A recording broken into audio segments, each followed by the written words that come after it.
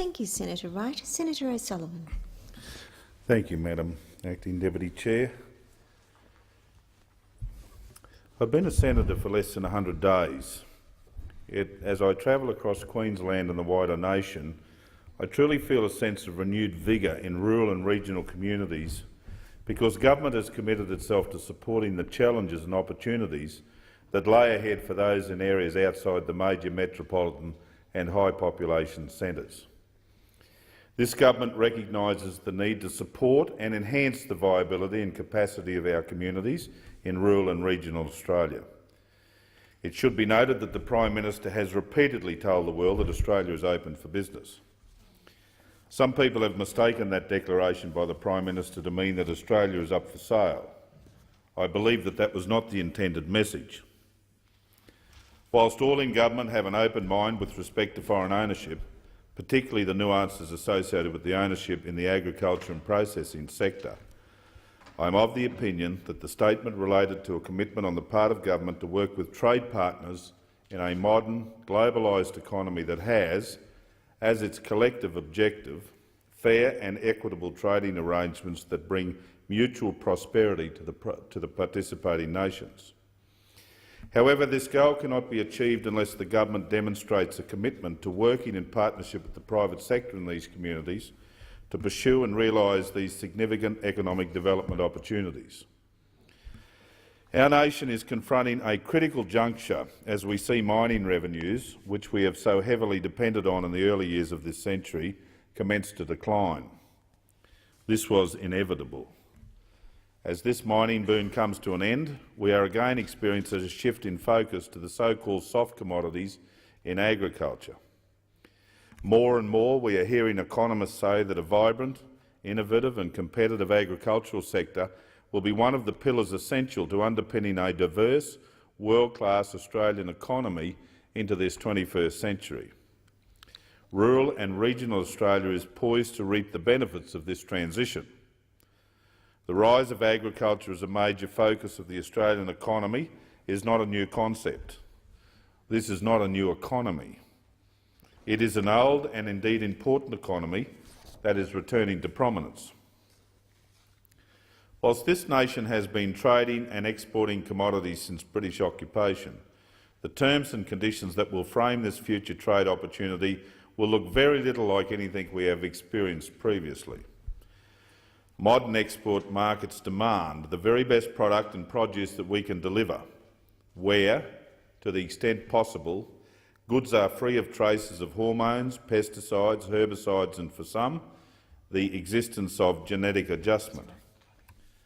These goods need to be fresh and they need to be delivered in pristine condition. They need to meet the customer standards and they need to be priced competitively, as they need to be better than that of our trading competitors. In export parlance, quality is the new black.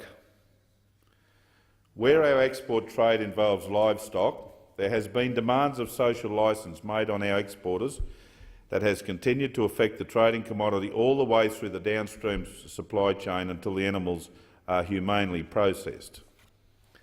Long gone are the days when we can do what we like with our exports because we have them and our customers do not. However, I remain troubled by the increasing intervention of environmental groups in this process. In recent years, a number of certification and labelling programs have been imposed on business in the effort towards perceived sustainability certification systems as defined by multinational corporations. These programs have been promoted by corporately sponsored activist groups as reflective of the community's environmental and social concerns. These programs have, more often than not, included auditing by third-party organisations where the costs of the process are met by the producer-grower community. Whether it is in forestry, seafood or palm oil, the formula employed by the Green Movement on industry is the same. Activist groups, such as the WWF, apply public pressure on both industry and on business. These activist groups continue to lead and sometimes use commercial intimidation until private enterprise agrees to join the activist programs. The end result is a scheme that simply adds a further level of regulation and cost to these businesses. Furthermore, and as previously stated, there is evidence that indicates that some of these groups are funded in part by end users in the food supply chain that are more motivated by adding a marketing edge to its sales campaign than either environmental protection or the economic viability of the relevant industries. It must be noted that less than 2 decades ago, retailers knew little about sustainability and certainly not certification programs that audited those efforts. Therefore, the question arises as to what lay behind the rise in these efforts and how can business best address these consumer concerns, these valid consumer concerns. Mr President, Madam Acting Deputy Chair, my answer is simple. The solution must be directed by industry. It must be driven by the improved promotion of industry's existing efforts in this space.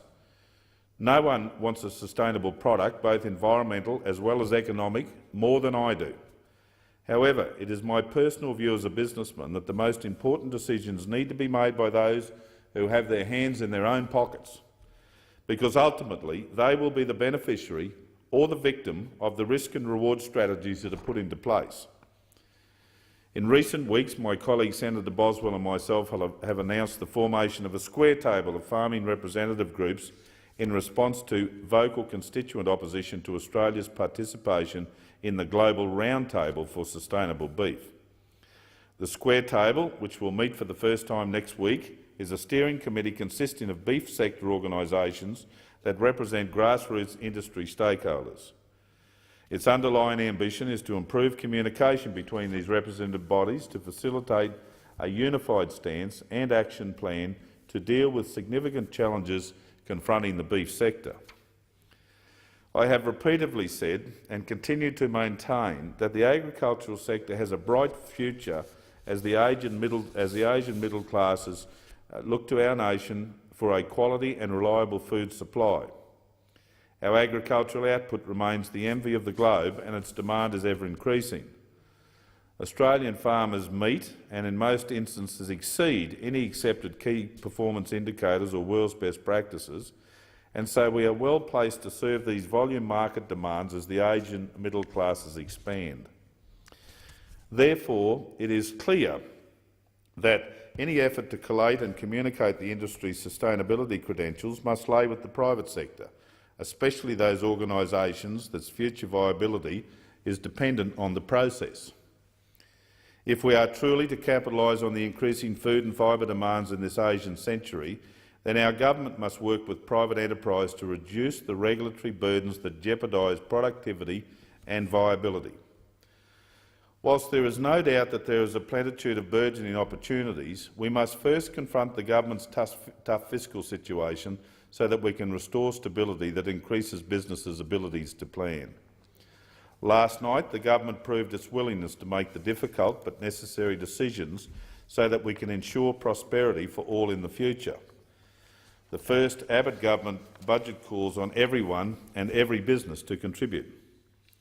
We are strengthening the workforce, boosting productivity and building a stronger economy with more investment. But there is still much work to be done. To fully realise the significant opportunities that lay ahead of our nation, the coming years will require an almost obsessive focus from all tiers of government on delivering reforms that enable Australia to remain one step ahead of our international competitors. We must refocus our economy, in part on agriculture and primary production, and those sectors and communities that support these important deliverers of wealth. We must be prepared to be innovative. We must continually question our methods in search for the cutting edge. We must strive never to be complacent, but to always remain committed to being quality trendsetters, not followers. The fundamental goal is to improve returns to the farm gate.